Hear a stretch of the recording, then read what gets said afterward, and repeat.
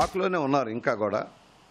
వాళ్ళందరూ ఒకటే. కాకపోతే షాక్ తర్వాత తేరుకొని ఎవరైతే ఏ నాయకుడు వస్తే, ఏ పార్టీ వస్తే మన సమస్యలు పరిష్కారం చేయగలరు, సీమాంధ్ర మళ్ళా పునర్నిర్మాణం కాగలదు, జరిగిన నష్టాన్ని పూడ్చుకోగలరు, పెట్టుబడులు తేగలరు, పరిశ్రమలు వస్తాయో ఏ విధంగా రావాలి, రాష్ట్ర రాజధాని ఎవరైతే నిర్మించగలరన్న ఒక భావన ఇవాళ ప్రజల్లో ఉంది.